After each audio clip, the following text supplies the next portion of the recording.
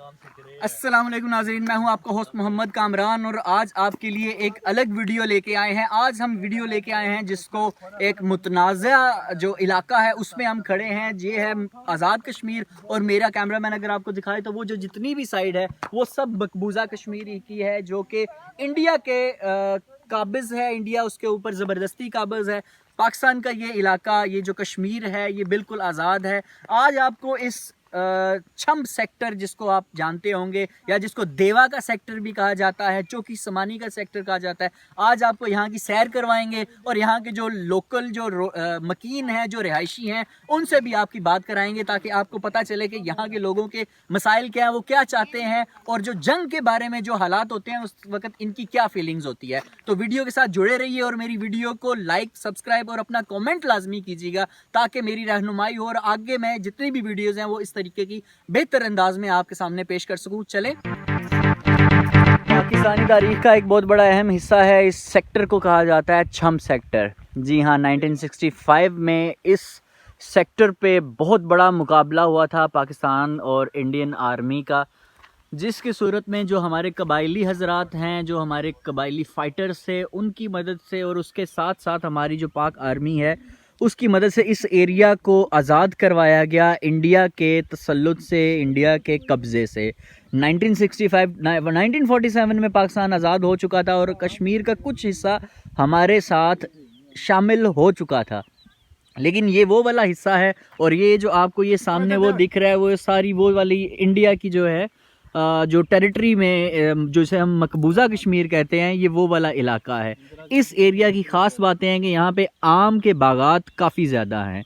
जैसे कि आपको पता है मुल्तान भी हमारा आम की पैदावार में बहुत ज़्यादा हिस्सा डालता है। यहाँ पे चूँकि हम मुतनाज़ा इलाका है, एक्सपोर्ट नहीं कर सकते, इस वजह से यहाँ पे कोई इंडस्ट्री वगैरह या इस तरह की बिल्कुल नहीं है, लेकिन यहाँ का जो आम होता है उसकी पैदावार काफ़ी है। ज़मीनें और काश्तकारी के लिए बहुत ही ज़्यादा मौजू हैं, मौसर हैं। इसमें ज़्यादातर जो गंदम की और जिसे हम मकई की काश्त हैं वो सबसे ज़्यादा यहाँ पे की जाती है और बहुत ही अच्छा गर्म इलाका है, इतना ना ठंडा जैसे पंजाब के ज़्यादातर मैदानी इलाके हैं, उसी तरीके से ये भी एक इलाका है। जो दरियाए तवी के नाम से एक बहुत बड़ा मशहूर दरिया है, वो पाकिस्तान और इंडिया की जो सरहद है, जो कि कश्मीर की सरहद है फ़िलहाल, उसके बिल्कुल दरमियान में उसको काटता हुआ ये चीज़ साबित करता है कि ये पाकिस्तान का मकबूजा पाकिस्तान का जो हिस्सा है, जो कश्मीर में जिसे हम आज़ाद कश्मीर कहते हैं, और उधर वाला जो हिस्सा है वो मकबूजा कश्मीर है। इसी के बिल्कुल लेफ़्ट साइड पे अगर हम आएँ तो ये वाला आपको इलाका नज़र आता है आगे, ये सारा चौकी समानी का इलाका है। ये भी बहुत बड़ा, जब भी जंग वगैरह या कुछ होती है या जो ज़्यादातर शेलिंग गोलाबारी होती है वो चौकी समानी के सेक्टर पे होती है। काफ़ी ज़्यादा हमारे जो हैं वो सिपाही हैं वो शहीद होते हैं। इसी तरीके से सेम, क्योंकि इंडिया का भी बॉर्डर उधर से पास है, जब जवाबी कार्रवाई की जाती है तो वहाँ पर भी इसी तरह से शहादतें। इसी मौका पर हम यहाँ के एक रिहायशी हैं, तैमूर नाम है उनका, उनसे भी आपकी बात कराएंगे और उनसे ये पूछेंगे कि जब यहाँ पे बॉर्डर जो है वो गर्म होता है तो यहाँ के जो मकीन होते हैं वो कैसा महसूस करते हैं। जी तैमूर साहब, आप बताएंगे कि जब यहाँ पे शेलिंग होती है, गोलाबारी होती है, तो क्या मंजर होता है? आप यहाँ की आवाम को क्या नकल मकानी करनी पड़ती है या क्या है? और गोलाबारी का ज़्यादातर कहा जाता है कि इंडिया पहल करता है, तो आपके मुताबिक आप हमें इस सच्चाई से जो है वो सुने, क्योंकि हमारी ये चीज़ जो है वो इंडिया में भी देखी जा रही होगी वीडियो भी और पाकिस्तान में भी, तो यहाँ पे जो है वो क्या हालात होते हैं, क्या कहना चाहेंगे आप इस बारे में? सबसे पहले तो आपका बहुत शुक्रिया, आप हमारे इस इलाके में आए हैं और इसका तफसीली जायज़ा लिया है आपने। जब इधर से शेलिंग होती है तो पहले तो इंडिया वाली करते हैं, हमारे जो पाकिस्तान आर्मी है ना वो इधर से कुछ भी नहीं करती है, वो पहले छेड़ते हैं उधर से, उसके बाद इधर से भी फायरिंग होती है।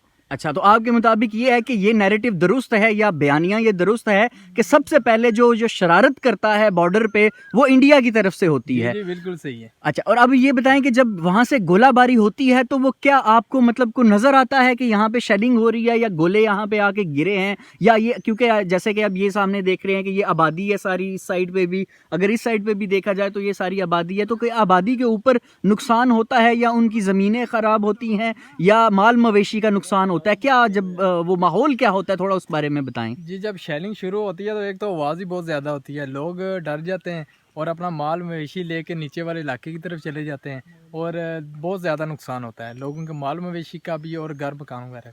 अच्छा, तो आपके मुताबिक जो है वो माल मवेशी के साथ साथ जानी नुकसान का भी बहुत ज़्यादा जी, बहुत। खदशा होता है। तो थोड़ा सा उस फीलिंग को बताएंगे कि जब, क्योंकि बच्चे भी यहाँ पे होते हैं 4 साल के, 6 साल के। देखिए किसी जवान को अगर कोई इस तरह की सिचुएशन होती है वो लोग आदी हो जाते हैं, लेकिन बच्चों को संभालना, उनको बताना, उनको उस खौफ से निकालना कैसा होता है, कि आप उनको किस तरह बताएंगे कि ये क्या मसला है? क्योंकि बच्चे तो अमन के राही होते हैं, उनको तो इस बारे में पता ही नहीं होता कि हमारे साथ ये क्या हो रहा है। तो जब इतनी बुरी आवाज़ के साथ जो है वो कोई भी बम या गोला कोई आके फटता है, तो उस पे बच्चों का क्या रिएक्शन होता है? जब शेलिंग होती है तो बड़े भी डर जाते हैं, बच्चे तो फिर बच्चे होते हैं ना, फिर भी उनको हम कंट्रोल कर लेते हैं। जी, तैमूर साहब, आप मुझे अभी ये बता रहे थे कि अभी रिसेंटली आपके एक कज़न की शादी हुई, तो उस शादी के ऊपर जब रात को आपने जो है वो लाइटिंग वगैरह की तो उस पे कोई बमबारी वगैरह हुई थी, वो ज़रा वाकया सुनाइएगा।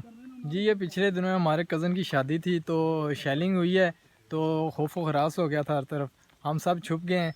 तो बहरहाल पाक आर्मी ने भरपूर जवाब दिया है और उनकी बंदूकें खामोश हो गई हैं।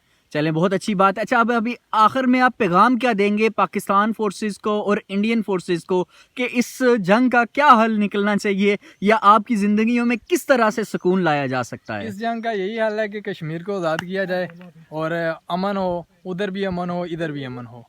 ठीक है, तो आपके मुताबिक ये है कि जंग जो है वो किसी भी चीज़ का हल नहीं है। जी, बिल्कुल। आपने जो भी कोई फैसला करना है, जो कोई भी मसले मसाइल है, उनको टेबल टॉक पे जो है वो बैठ के हल करना चाहिए। जी सर। बहुत शुक्रिया तैमूर साहब। ये नाजरीन, ये हमारे साथ थे यहाँ के लोकल जो नुमाइंदे भी हैं, और इन्होंने बड़े अच्छे तरीके से इस चीज़ को वाज़िया किया कि किसी भी चीज़ का हल जो है वो आपको टेबल पे मिलेगा।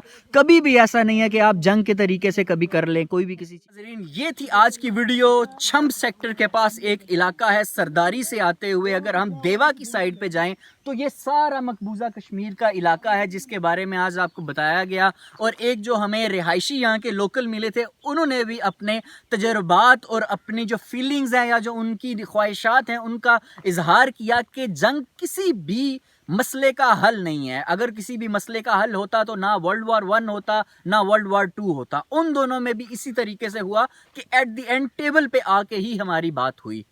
अपने मेज़बान को अगली वीडियो तक के लिए इजाज़त दीजिए। अल्लाह हाफिज़।